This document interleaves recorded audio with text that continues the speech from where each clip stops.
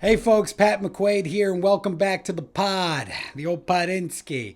One of the issues I'm passionate about is the relationship between social media, screen time, and young adults. The experiment that we have embarked upon in the last 10 years of the rewiring of the young mind has me thinking that there is no better time than to have my friend and mentor and licensed social worker, Jason Roderick, as my next guest. So pull up a chair and let's get going.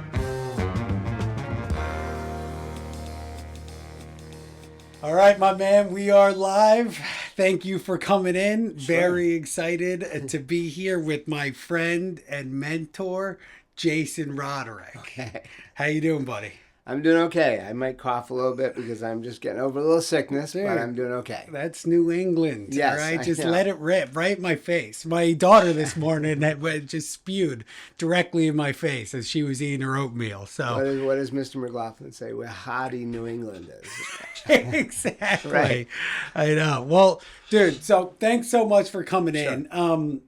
The reason why I was so interested in speaking to you is one, I love the opportunity to have a conversation with Jason Roderick, but two is, in light of the rising anxiety, depression, and the link to social media and smartphone usage.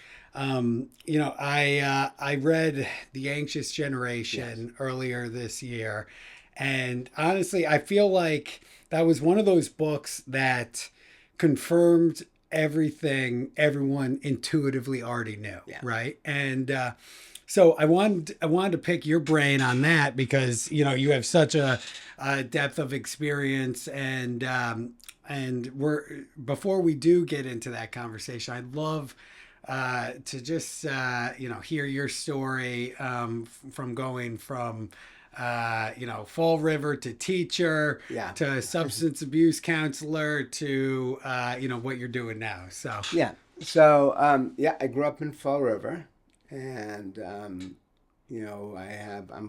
obviously Azorean Portuguese. oh yeah, Like as everyone many else of in our Fall River brothers and Right, sisters. right. So I grew up in that true Portuguese fashion. I had my house, and my grandparents lived behind us, and then my aunt and uncle lived over there, and next door were my cousins and my cousins, and so grew up in that very insular environment, Portuguese environment there. And I have two older sisters, very, very high achievers, and my middle sister went to Bowdoin College Okay. before me, and I would go up and visit her, and I had two goals: to go to a really good school. That was one of my goals, and the other goal was to get out of Fall River. And which Fall River is a great place. There's a lot going on there that's good, but I think at my age, I just wanted to get out of there, and so I did follow her to Bowdoin, and had a great experience at Bowdoin. It was a great place, mainly being out on the ocean and being near the water and being in more of a rural environment. I really enjoyed. Yeah. I left Bowdoin, and I should say, which a big part of my story is, I'm a addict and alcoholic in recovery, and by the time I got to Bowdoin, I knew I was an addict and alcoholic. I just didn't do anything about it. And I went through Bowdoin College. I remember when I graduated from Bowdoin, I was at a graduation party, and my dad took me aside. And getting through Bowdoin financially for me was a slog. And my dad took me aside, and I thought it was just going to be this conversation. Okay, now you got to get a real job and a real career and everything. And he said to me, listen, you got no mortgage, you got no kids, you got no car loan. Go travel, go see the world, go figure out what you want to do. And he said, if you're 25 years old and you're waiting tables, then you got to make a decision, right? So it was the best advice I ever got. I did just that. I was 25, waiting tables. And I thought, I can go to grad school. Yeah. And, so I ended up going to grad school, went, and eventually got a presidential scholarship to go to GW for a PhD in a brand new program they had started. But through all this experience, and I did some teaching. I taught for, did some substituting. I did some teaching out in Mississippi. I worked at a school out there. But through it all, I was still struggling with my addiction. And in the PhD program I was in, the addiction, I think with all addiction, it eventually catches up with you.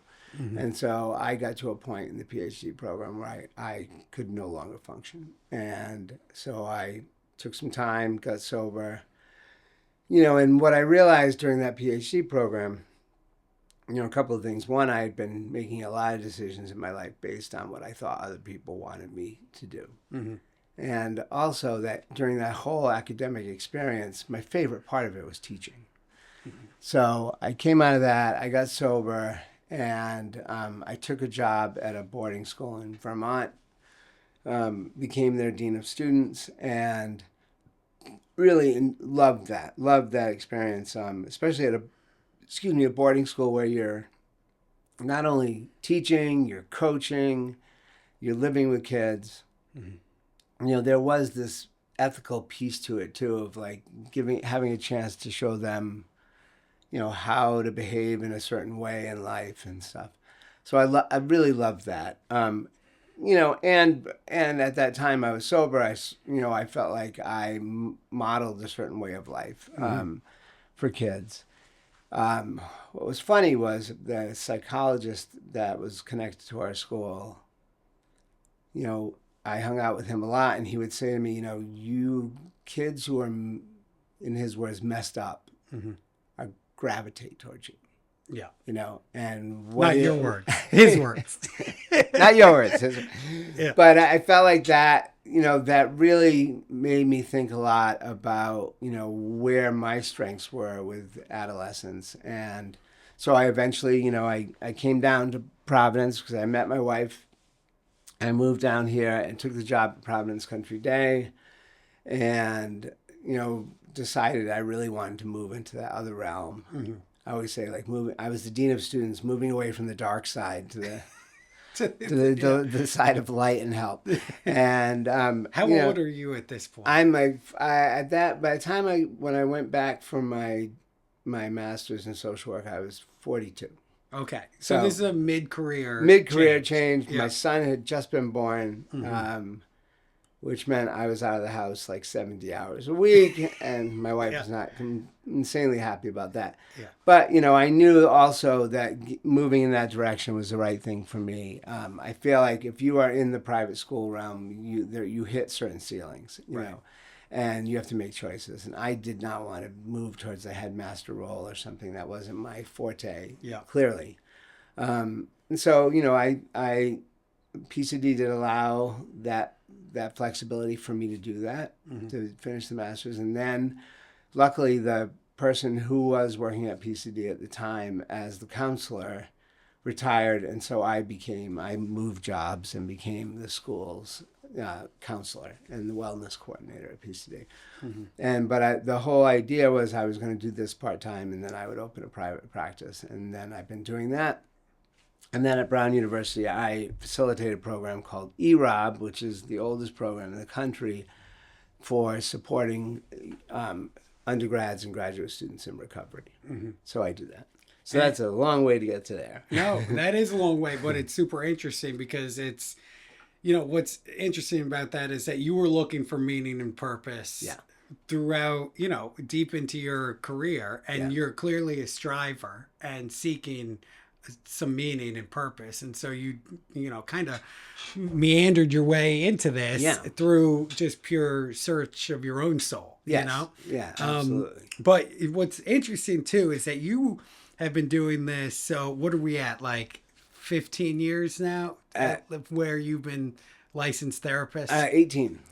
So you're at a very interesting inflection point in history where you had your initial experience as a therapist and dealing with young people even before that was pre-smartphone and pre-usage of social media and so forth.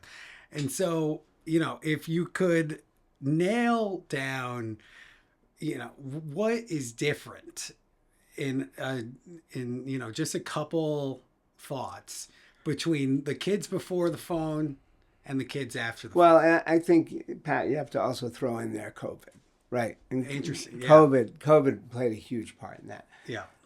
Because, what's really interesting, if you look at statistics on COVID, what happened during COVID is we all had to use screens a lot more, right? Mm-hmm. Especially with schools, like a lot of schools, PCD had a very short period that we were virtual. Yeah. Because we're small. But a lot of schools were virtual for over a year, And so that the usage of screens amped way up. Mm-hmm. But if you look at statistics, post-COVID, they stayed up there. Gotcha. Right. Mm-hmm. And that, I think, is a sign of addiction. Yeah. Right. And so that's what happened is, that usage went way up, and social isolation for kids and for adolescents in general, and everyone was kind of socially isolated. There was much more reliance on screens. But I think, I'll give you an anecdote, right? And I think this does not apply just at my school. It applies to all schools. I can tell you that from talking to people. I used to walk into a building at my school and walk down the hallway and say good morning to 20 kids. Yeah. Who would say good morning back. And look you in the eye. Yeah, and look you in the eye. I walk down that hallway now. I still say good morning, but it's a general good morning because all of them have their heads in their screens. Yeah. And you see 10 kids sitting there next to each other. They're all next to each other, but they're all looking at their own screens, right? Mm-hmm. And I think the thing that I see too, which, I have that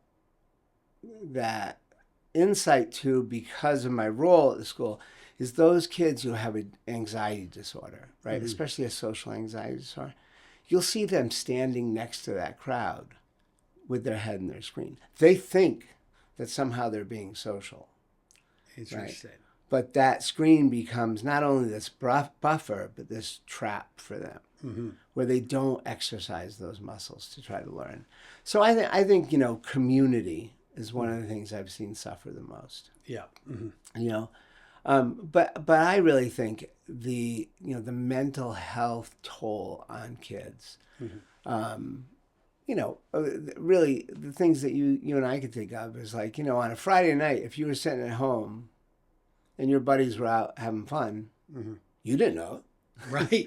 Right? Yeah. Then when you're sitting at home and you're on your phone and your buddies are posting pictures on social media of what they're doing, that's a whole different story, right? Right. And at that stage of life, your world is so small. Right? Yeah, Where you're like, everyone's having a good time without me, and no one likes me, and I'm not part of the gang, and I run the risk of, the ancestral brain of getting tossed out of the tribe. Yes, right? Right. And it scares ever living shit out of me. Right. Right. So I think the social pieces, and I was going to talk about this later, but I think it's really important. The social friendship. So I started seeing clients. So I see mainly like late adolescent, college, graduate students, and then adults. I started seeing more and more college kids. I remember the first time a kid said, sometimes at night I just sit there and I wonder if my friends are really my friends. And I thought, that is so odd. Odd and sad.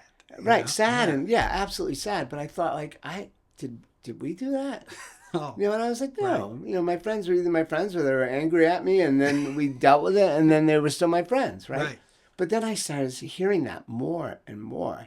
And I think what social media has created is transactional friendships, right? Like, you and I have been friends for a long time. Yeah. You don't sit there and say something, and I say, I like that. I like that. I like that. I like that, right? I prefer if you did. But no, I'm making light of it here. But that becomes, it's a constant need to reinforce that friendship connection, right? And so friendships become very tenuous, right? Mm-hmm. They become, actionable and transactional. Mm-hmm. Whereas, friendships are not that. They're much deeper, And so I think that's been a real problem, is that young people are always constantly, even pre-cell phone, but they're constantly questioning their social space, like and their social place in that space, right? And I think that's more a product of social media. Yeah. I think it's important, Matt, to like think about, because I do a lot of presentations at different schools, and that two contrasting ideas. That one, technology is not always better for us, right?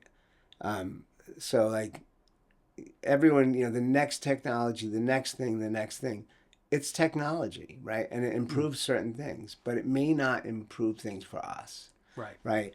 In certain realms. I think there's that idea, and then there's the idea that like Tristan Harris, who's part of the Humane Technology Center for Humane Technology, he was at the start. He was at the Stanford Persuasive Technology Lab, right at kind of the beginning of all these processes, and he was one of the at the beginning of Google, and he makes it clear, like, no one sitting around that table was evil, right? Like, no one around that table said we want to hurt adolescents, right?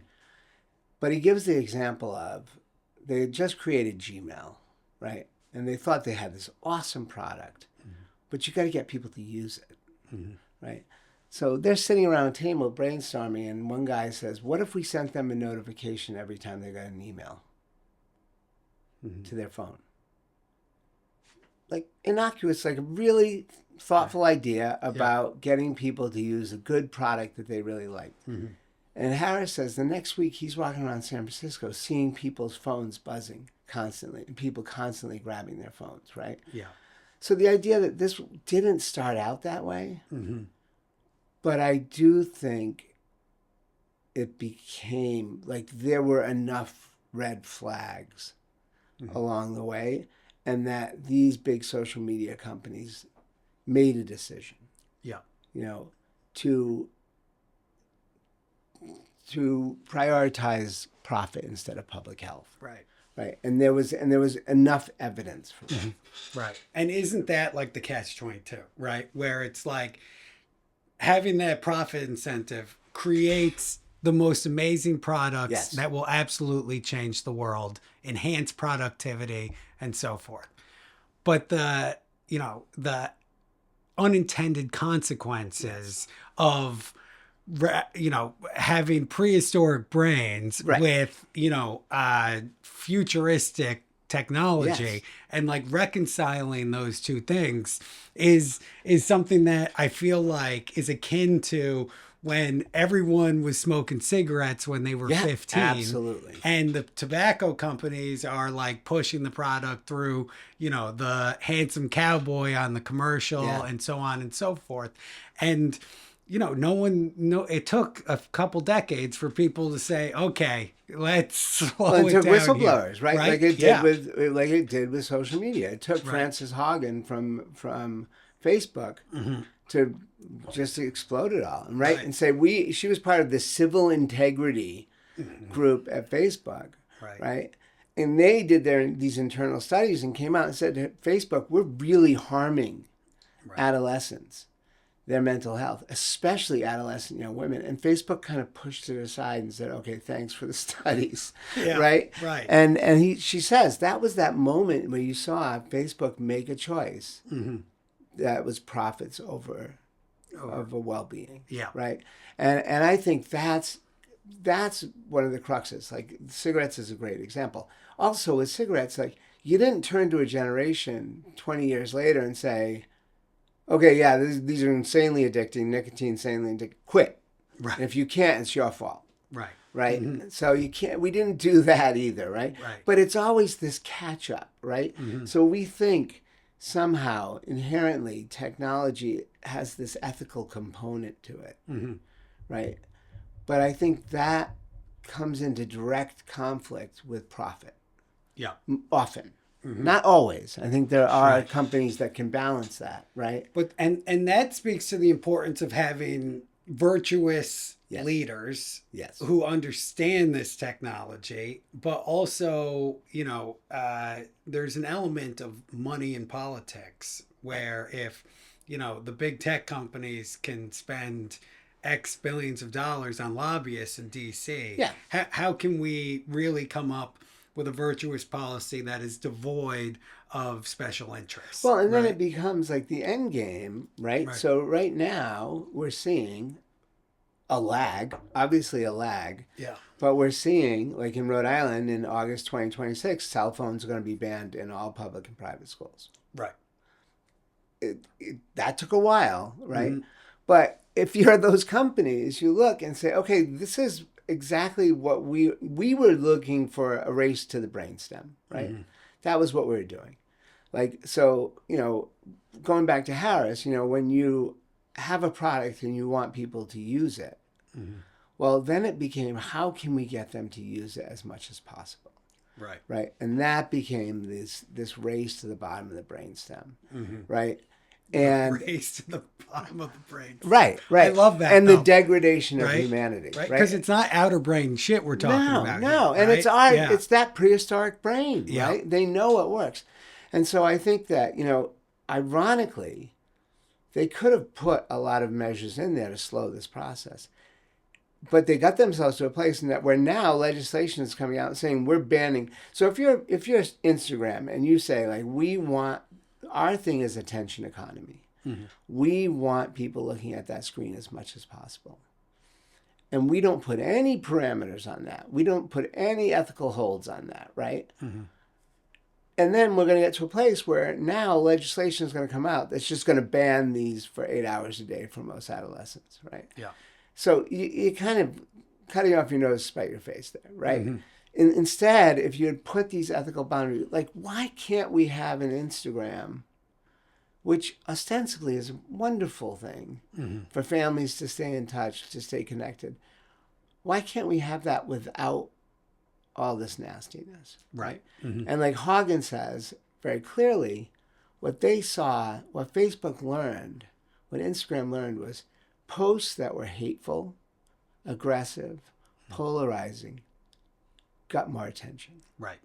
Mm-hmm. And so that algorithm that's going all the time as you're sitting there on Instagram mm-hmm. is figuring out what's the best thing I can show Pat next. Right. Right. Mm-hmm. And if it's the hateful, right. the antagonistic, mm-hmm. the polarizing mm-hmm. that is going to keep your attention mm-hmm.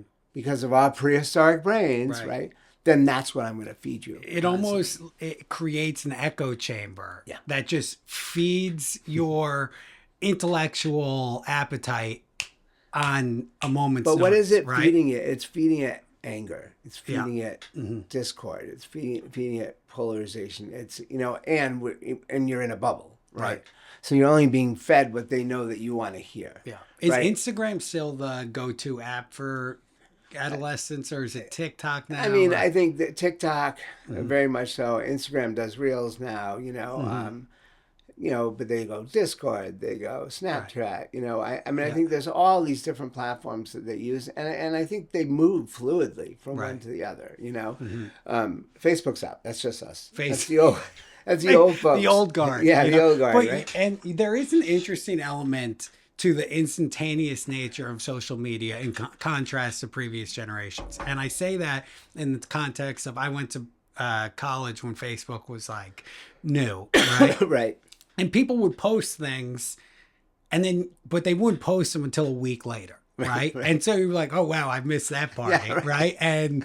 But you had already moved on, right? Right. Whereas now, and it speaks to what you mentioned earlier, it's like, dude, if like all my buddies were out without me in more in high school than in college, like college, I had my feet more firmly on the ground, but like in high school, I'd be like, oh wow, like this, I'm at home, like super anxious, like, hating my parents or whatever it is. Right. Well, it's funny because I run these senior groups at PCD and I have them do a survey, and in the survey, one of the questions, and I say this to my kids at Brown too. Yeah. But in the survey, it says, do you use drugs, alcohol, whatever, mm-hmm. nicotine, more than, less than, or as much as your classmates? And every year, that number, Mm-hmm. that percentage is so close. And it's usually around 78 to 80% of students respond that they use less than their classmates. Yeah. And I'm like, I'm no mathematician. But what does that mean? That Right. means when I'm sitting home on a Friday night watching Netflix and eating some popcorn, I just assume everyone else is out there partying. Right. Right. But then that random Instagram reel or posting affirms that for me. Right. Right? Yeah. And it could be just three of my buddies grabbed something to eat after class, after school, and then all went home. Right. Yeah. But I see the picture of them all eating. Right. Right. Mm-hmm. And I think that kind of that social isolation, I think that, but I also think, Pat, like I talk about this with clients. So I have a client who's, in an insanely stressful job, and he works kind of like 3 days on, 3 days off, 3 days on, right? Long shifts. And he says in the mornings when he's off, if he wakes up in bed, lays there in bed and picks up his phone and goes on social media, the rest of the day is gone. Like he just feels unproductive the rest of the day. Yeah. And I recommend to my clients that you wake up in the morning, your feet hit the floor within 30 seconds, right? Mm-hmm. And you have a routine that you do before you even look at that phone. Yeah. Right? So pick that phone up a half hour later. Yeah. 45 minutes later, whatever. But that understanding like what cognitively that does to one, to instantly wake up and pick up that phone and look at it. It's and like ripping the cigarette right in bed. Right. And I have clients who will say like it's so hard for them not to do that. Right. And then when they do it, I am no longer on any social media. Which is sad because I did have a lot of former students who'd reached out to me on social media, but I will not go on any social media. So you've deleted all the apps, or you? No, I just don't use them. So deleting them is like that's a whole other thing. Yeah. But Tristan Harris says when you try to delete like Facebook, they put up a picture of like your 6 friends who you're friends with on Facebook. Say, do you not want to see these 6 friends again? Right? Yeah. But so I just don't use it, and I put it away on my phone. I'd have to go into 3 folders to get it. Right. But I find like that I have clients who are so connected, and I get them to disconnect. Yeah. And they will tell me, every one of them, after 1-2 months, I'm so much happier. Right. Right. Mm-hmm. And I think getting people to understand like what happens the minute you walk into a doctor's waiting room and sit down?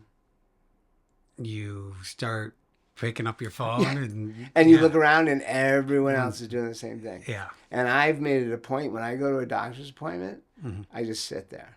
Yeah. And I wait. There's no National Geographics. I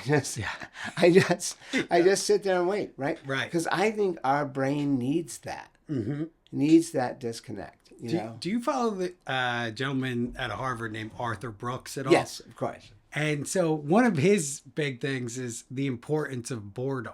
Yes. Right? Yes. And where, our grandfathers were definitely way more bored per day than we were, right? But they didn't come home, super stressed out. I mean, maybe they did, but like there wasn't this overarching societal depression or anxiety that's been ratcheted up. What did you do when you were 13 years old, 14 years old? Yeah. Don't get graphic.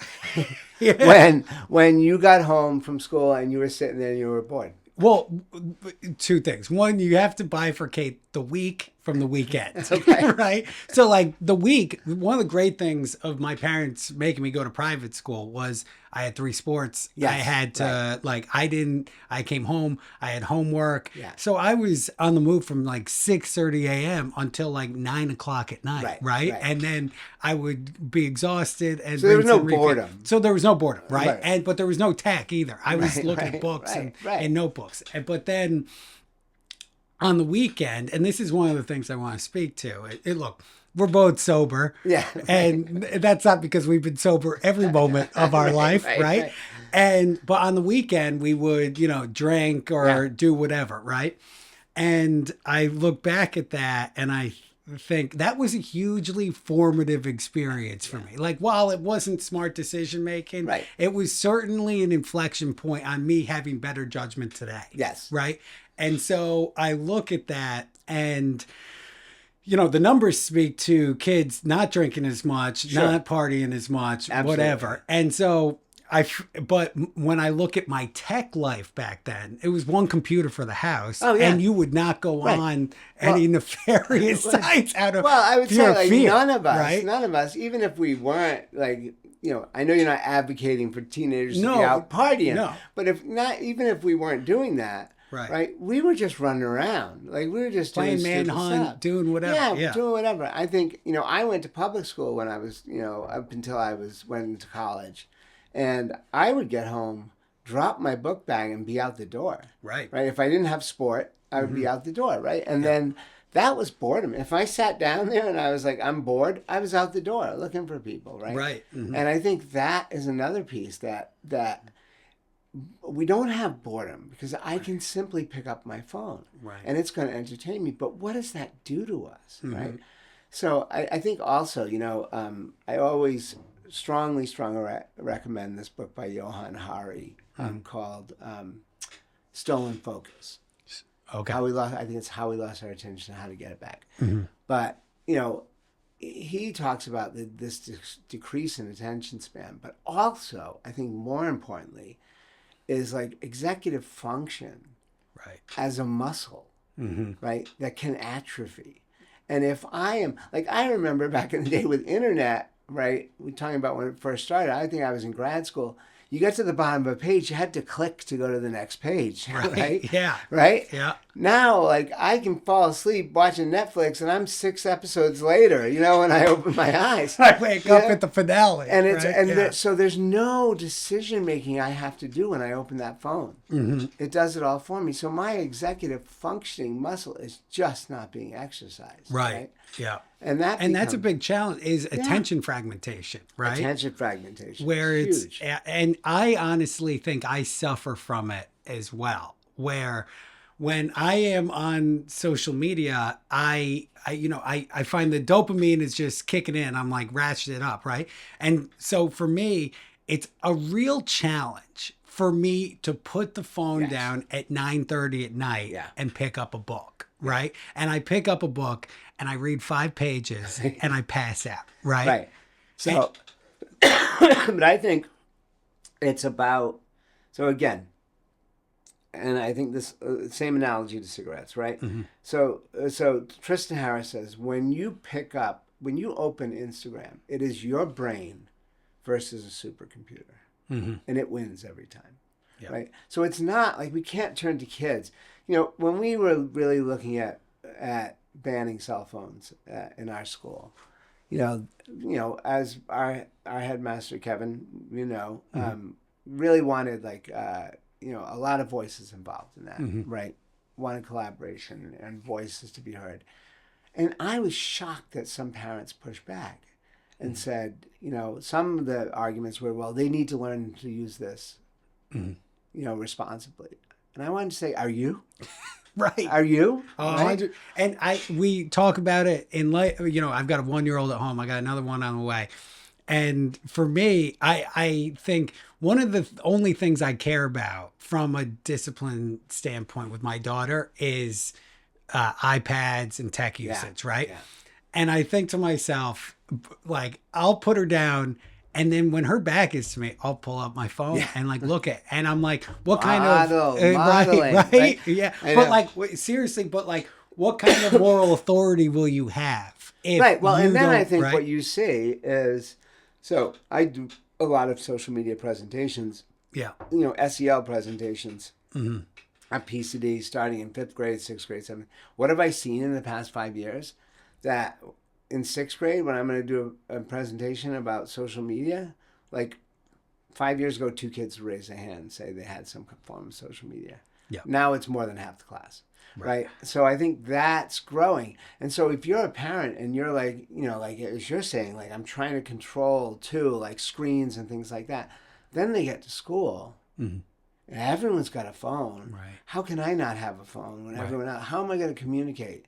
How am I going to talk to my team? Right. How am I going to get? And then they go home, and the parents don't want their kid to be the only one, Of course, and not in the group. So it's also right? that very big social pressure. But I don't think it's about saying like, you can't control this, so like it's your fault. Right. Right. It's really saying like, Yeah. this is something that is the best minds have worked on to keep you attached to it. Right. Right. And so I think what I did was I just stepped away.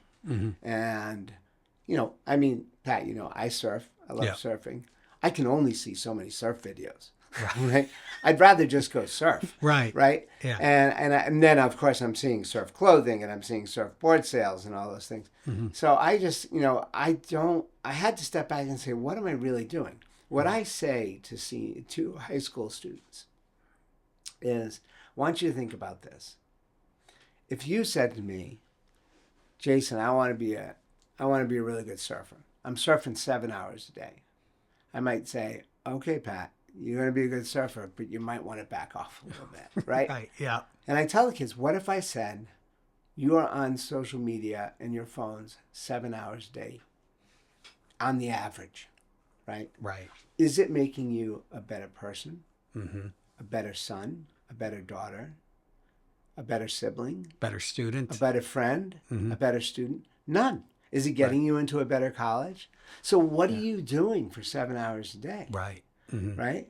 That, and the idea of that is loco, right? Like, Right. Yeah. You think like, I mean, we know we're busy guys, right?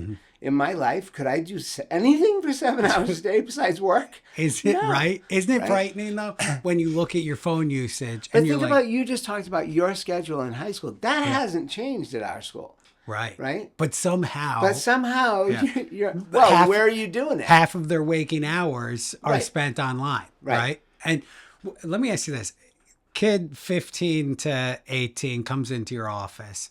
What does depression and anxiety typically, how does it manifest itself? And how do you coach them? So you have through two that? different sides of that, right? Yeah. You have, I think, a big role is social anxiety, right? So I would say a high percentage of my clients have a social anxiety disorder, right? So you have generalized anxiety disorder, then you have certain disorders that kind of sub disorders that fall into that. So social anxiety disorder is a big one. Yeah.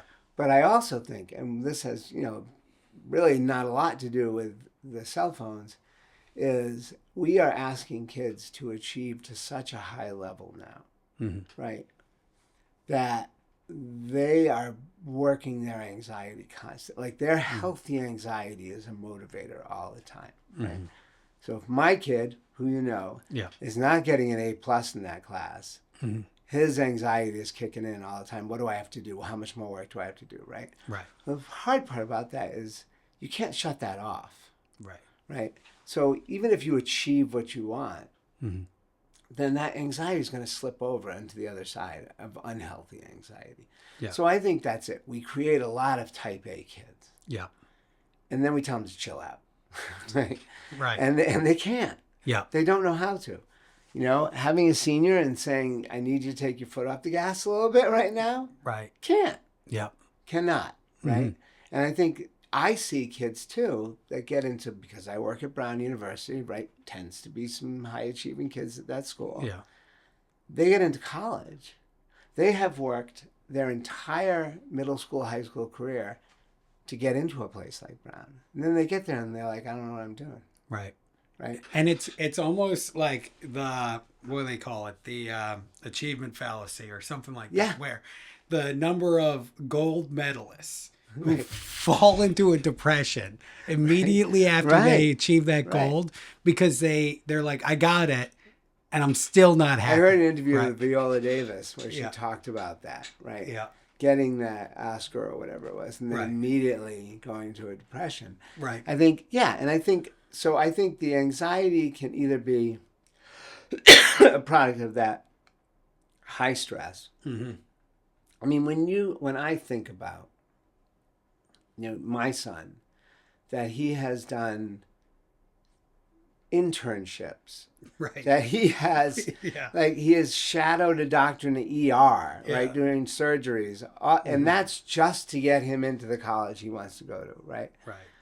And my son will ask me, "What did you do in the summer when you were in high school?" I worked construction in Fall Right. River, right? Right. Yeah. And like, if I had turned to my parents and said, "Hey, Dad, I'm going to take an unpaid internship for the summer," Be like, what's this unpaid? I You know he would. Yeah. I would have to pick him up off the floor. He'd be Right. laughing so hard, right? Yeah. No, but I think that stress, all Yeah. right, that they're facing these days, right?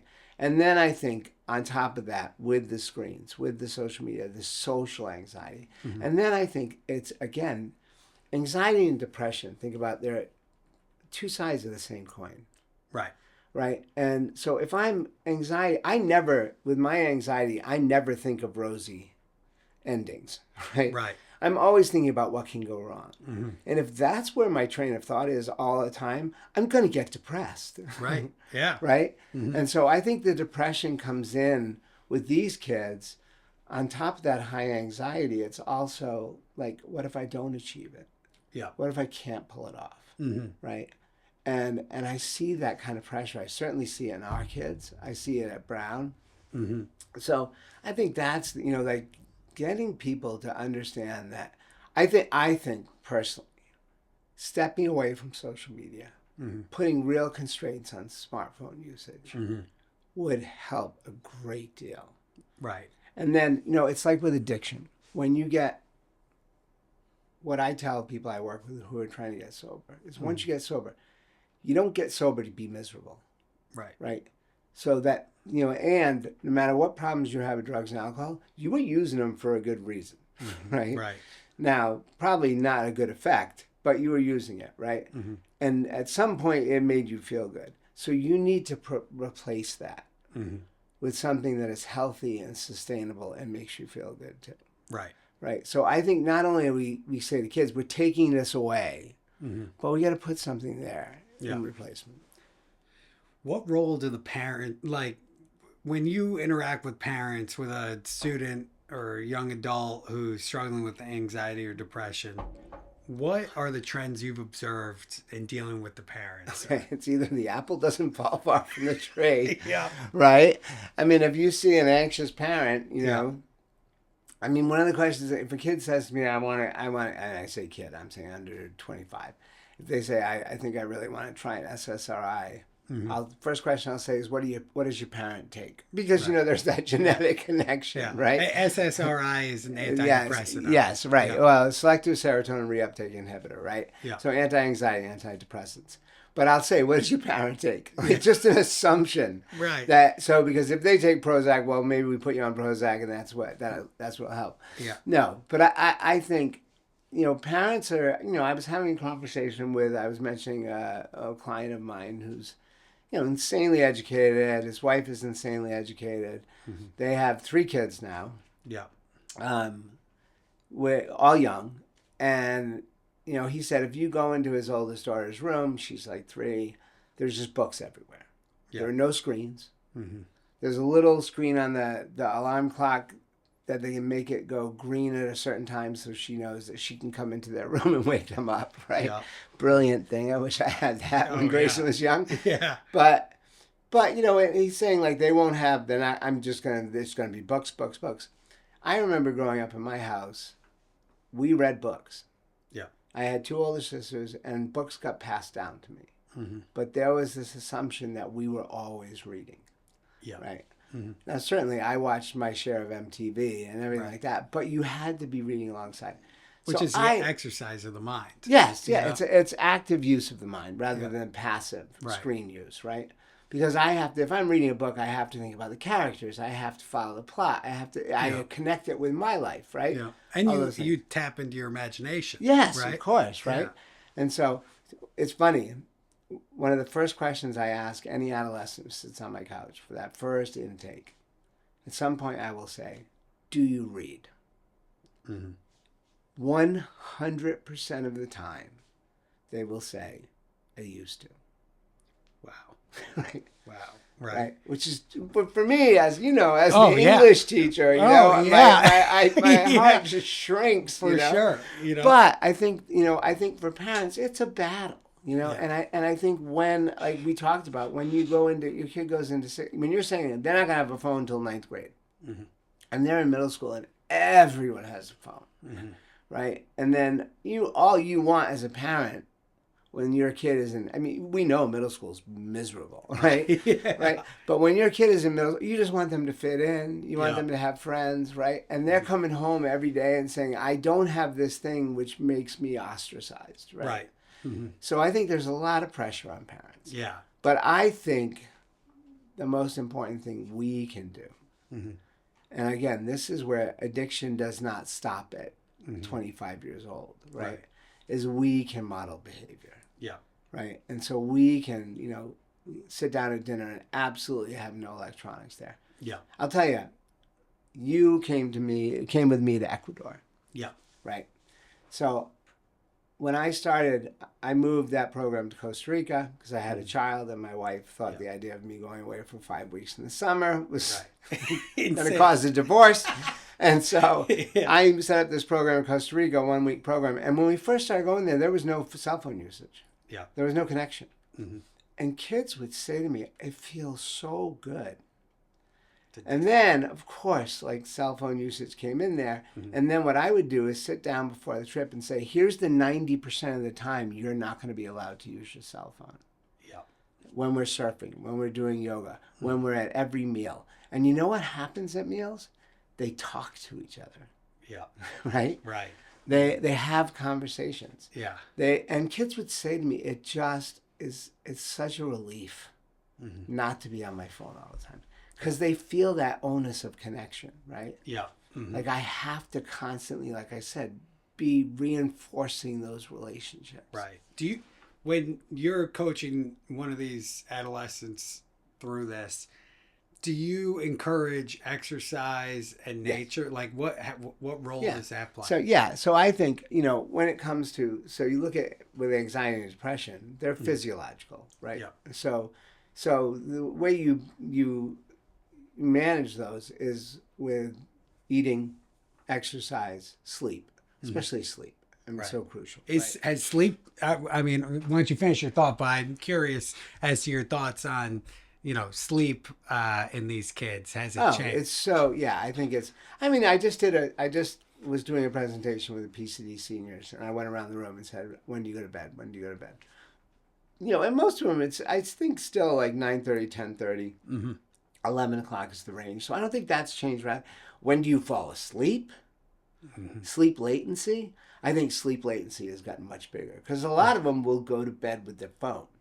Right? Yeah. And so I think but when I really think about it, if I am sitting down, I get home from school and I sit down and I pick up my phone. We know this. I get home from work at night. I get home very late, like let's say 8:30. I usually go and work out. And I'll come back in, and because I'm 60 years old, right? If I did open the phone, I'd be asleep in like 3 minutes, right? Yeah. So I don't allow myself that. But say you're in high school, you get home and you don't have sports, and you get home at 3 o'clock and you open that phone, it's 5 o'clock. Right. Right. So maybe you were gonna go work out. But now it's 5 o'clock. I gotta go and do my homework. Yeah, and do my homework, right? Yeah. So I think especially with anxiety and depression, I work on getting exercise every day, especially cardio. Yeah. Right? Getting cardio in some way. Staying away from caffeine, staying away from sugar, right? And making sure they're going to bed at night without any distractions, right? Forming an evening ritual, right? And I am someone, it's funny, my time is incredibly limited. I wake up at 5 a.m. every day. Whether I want to or not, right? It's just my internal clock. So I don't go to bed at 10:30 at night because that's not enough sleep, right? So I have this moment at night where I'll sit there after I exercise. I'll sit on the couch. I'll say, okay, there's a Celtics game on. I could watch this for a half hour, but I need to read for a half hour. So that's going to put me I have an hour runway. Right, that's an hour. So no, I'm not going to watch this. because I want to go up and read for a half hour. And I look at something like reading as a reward at the end of my day. Right? That's my reward, is I get to lay in bed with my Kindle and be a happy camper for a half hour, right? And then fall asleep, which are also the reading, you know, if you ask an adolescent, when is your mind most negative? When are those thoughts, those ruminating, perseverating thoughts going? They're going to tell you at night. Yeah. Always, of course, right? Right. And when they're just sitting there in their own heads. Right. Right? As for everyone, pretty for much, everyone, right? For all of us, right? Yeah. So I find that reading a book, and this is when I coach them, get a book that has nothing to do with your life. Right. I'm reading like an Irish murder mystery right now, right? The best kind of murder mystery. Yeah, of course, right? You know, or a Norwegian, something slow. Yeah. But I find when I go to bed, and I don't care what I'm thinking about, I start reading that book, I'm in another place. Right. And then I fall asleep in that other place. Right. Right. So I don't have those ruminating thoughts. Right. So I think that's the other thing. These kids, when they're going to bed with their phones, the last thing they're seeing are those things that are kind of agitating them. And then it makes it harder to get to sleep. Right. But I think you look at like exercise, sleep, eating right, all those are still connected to screens. 100%. Right. And the exercise, so I've been trying to do exactly what you were saying, where I wake up, I don't look at my phone. I go downstairs in my basement at probably around 6:15 and exercise. God bless you. Because if I don't, then one, it gets away from me. And then two, I got to do it before my daughter gets up. Right. But I don't look at my phone for that whole time. And I delay my coffee. Right. Okay. And so in my mind, what I like about that is the delayed gratification of knowing that I get to look at my phone and drink my coffee at like 2 hours after I wake up. You know? I used to swim every day at Brown pre-COVID. Now I work out at home. Yeah. But I would always, like, every time I was walking into that gym, to convince myself I was going to do it, I would think about how good that shower was going to feel afterwards. Right. Right. And that would get me to do it. But no, I think that, I think that kind of like setting discipline for yourself in these areas, and it's not hard, right? I mean, I think the 30-second rule, I live by that. Right. Your feet are on the ground. My feet are on the ground in 30 seconds or a minute at the most of waking up. But Jason, it's so cold outside that bed, dude. You know? You just have all your warm, snuggy stuff right there and just throw it on. Right? And then it's funny, you know, I worked with this sleep doctor at Brown. She's now at NIH. But she always said, when you go downstairs in the morning, turn on all the lights. Like, get active. So I go downstairs at 5 o'clock in the morning, turn on all the lights. My wife comes down at 6, shuts them all off. Exactly. Right? Yeah. The battle. Yeah. But I think, you know, thinking about that, whether it's delayed gratification or about the consequences of what's going to happen if I just pick up that phone. Right. And a big part of waking up early and being disciplined is going to bed early. Yes. Right? And so, and that's where you can really, you know, burn the candle a little bit, is at like 9 o'clock at night, right? Where you're like, oh, wow, I'm just going to open this thing and away we go. And away we go. And then you're saying, like, I'm saying, like, is that worth it? Right. Is that worth the next day? Right. Because I always, you know, when people are like, I need to adjust my sleep schedule, I say, you do that by getting up early. Yeah. Forcing yourself to get up early. And then you're going to go to bed earlier. Right. Because you're exhausted, right? But that's the hard part, too, is like, you pick up that phone at 9 o'clock because I just want to chill out. Yeah. And I'm saying that's not chilling out. Yeah. You know, right? That's sucking your life away. I know, I would say the last thing I would say about the adolescents with phones is I really try to teach them, when you go on a phone, you are a product. You are not a consumer. Interesting. Right? Yeah. So, because you think of yourself as a consumer. Yeah, you think yourself, but I'm saying they are using you as a product to sell you to all these advertisers, to all these goods. Yeah. Right? I think this is what's funny is this is a very savvy generation in a lot of ways. You know, the young generation. Honestly, I'm hopeful about Gen Z. Yeah. Right? Like, we all like to trash them, but I honestly think that they have shown some resilience here. I think they do, and I think they're thinking about, like, a lot more collective Yeah. things, right? Mm-hmm. They think about community a lot more. Mm-hmm. I think, ironically, Mm-hmm. they don't think about that with their phones. Right. And, and a new iPhone 42 comes out, Mm-hmm. and they're in line.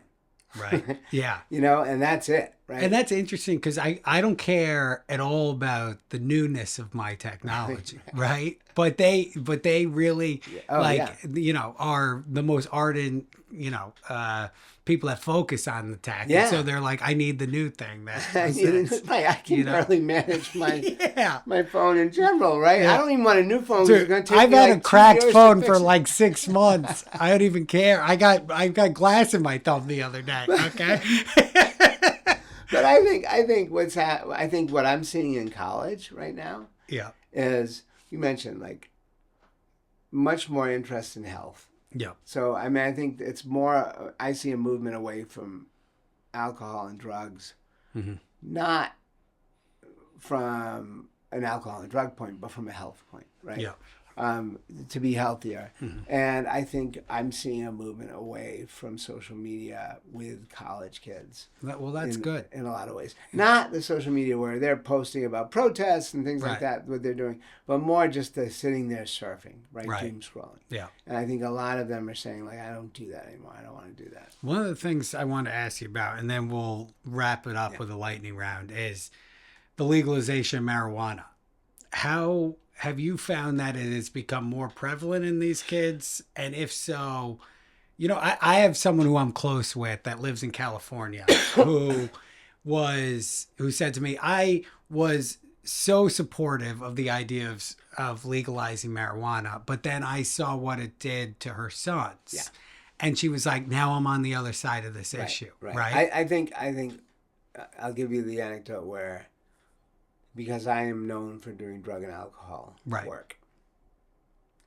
10 years ago, if a kid came into my office and said, I have a drug or alcohol problem, it would either be alcohol, usually like 75-80% of the time it would be alcohol, because I see a lot of college kids, right? Maybe some prescription drugs, Adderall, stuff like that. Now, 100% weed.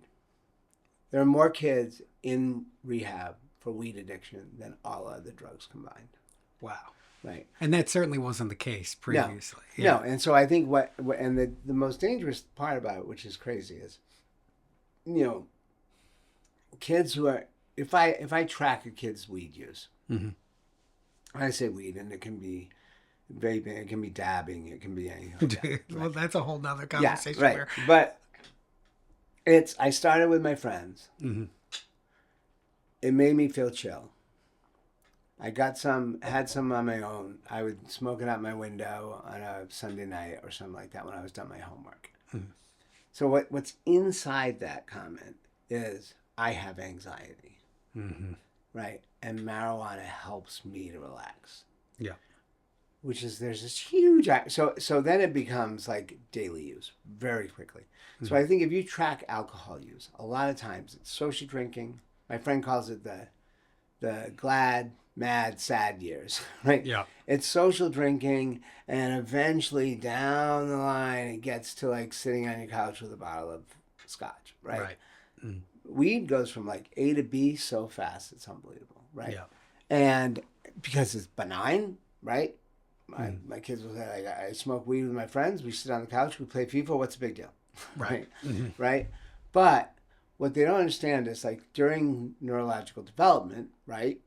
Birth to 25 years old, that adolescent neurological development, weed has been shown, well, it has some negative effects like retarding myelination in the brain, but also raising anxiety levels.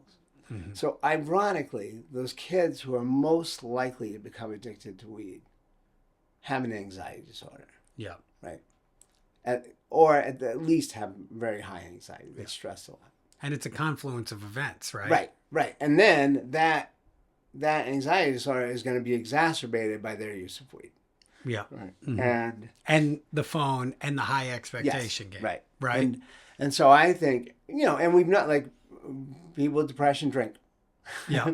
Right. I know a lot of alcoholics who had depression and they drank as to self-medicate. Right. So I think kids with anxiety smoke weed to self-medicate. And of course, alcohol is a depressant. Weed raises anxiety levels. Ironic, right? Yeah. But I think it's become a real problem. I think it is a motivation sucker. And it's too easy. Right. I say to kids, right, college kids, you walk into your dorm room and your roommate at 1 o'clock in the afternoon is pouring a shot of tequila. What are you going to think? You'll say, like, okay, that's weird. Yeah. Right, that's odd. I'm like, okay, what if they're hitting a dab pen? No problem. Right. So it's become so insanely normalized. Right. And then I think we've been not good enough at saying, okay, look, if you're 25 years old and you tell them you're smoking weed every day, God bless you. Go for it. Right. Enjoy yourself, right? Or even like if you're 25 and you're smoking weed, you're at house. Yeah. It's all you. Yeah. It's all you. It's your home. Do whatever you want. Right. And in fact, we know that, cannabinoids after the age of, I think it's like 50, are shown to now slow cognitive deterioration. Interesting. Very interesting, right? Yeah. So doing the opposite as they are between 1 to 25, right? But is that why you're still so smart? no, that's why. It's the before. It's the before. Yeah. But I think, like we legalized, we're in a rush to legalize weed. Of course, it's, again, profit, you know. But we haven't educated youth about the negative parts of it and how it can. What I say to them is just wait. Right. Right. And they've shown the earlier you start using, the much more detrimental it is. Like the difference between 14 and 18 years old, the first onset use, is huge. Right. Neurologically. Right. So I think it's that. Yeah. Yeah. And it's tough because it's, it's much more accessible now than it was like, meeting Tony James in the Dunkin' Donuts parking lot or whatever it was. Well, right? dude, tell me that you don't drive down the street in Providence and you're just getting like I feel like I get high walking through the street, right. But yeah, but then it's ultimately I feel like we've got to figure out a way to get these things out of people's hands. And and sometimes I'll look at my friends whose kids are older and they will commit them to sports on like massive scale, right? And so they're always going to tournaments or whatever. And one, it's feeding like their desire to compete and have like a strong kid. But two, it's I'm just trying to keep them out of their room and get them on the field, right? Yeah. So, all right, quick lightning round, pal. All right. Biggest lie about mental health. I think that it's not systemic, right? That mental health is an individual problem, and I think we don't look at systemic mental health like the effects of phone use. Right. One habit that changes everything. I'm going to say exercise. Best thing a parent can do this week. Put down your phone, put down their phone, and hang out. Play a board game. Should kids have smartphones before high school? Yes or no? No. Should kids have social media before the age of 16? Yes or no? Well, right now Rhode Island is looking to pass a law that says before 18 is illegal. And so I would say no. Yeah. Who's the best student you ever had? Obviously, we know that's me. I know. We can't go there. We can't do that. Yeah. Well, listen, man, thank you so much Sure. for taking the time. Loved catching up with you as always. And, let's keep close on this issue because obviously it's, something that's going to be. Well, and I think it's going to bang in the next year. Right. So we're going to start to see legislation catch up with all these findings we're getting from the Surgeon General, from everyone, I was thinking in light of the crazy political climate that we're in, this almost seems like the one issue where left and right can both get behind it, right? Because it's so important. Right. Everyone can take their tribal hat off Right. for a second and just be like, 'Cause we it's have about to our solve kids. this problem. This and like, what's more important than the unwritten commandment that we will give to our children better than we received, right? Right. And so it's like we can all get behind this. And so I wouldn't, you know, I agree with you that I think that there will be a big move, and because it requires so many different stakeholders, right? Where it's, you know, legislatures, parents, schools, and thank God these kids don't vote, right? But all right, man. Thank you so much. welcome, All right, brother. brother. Thank you.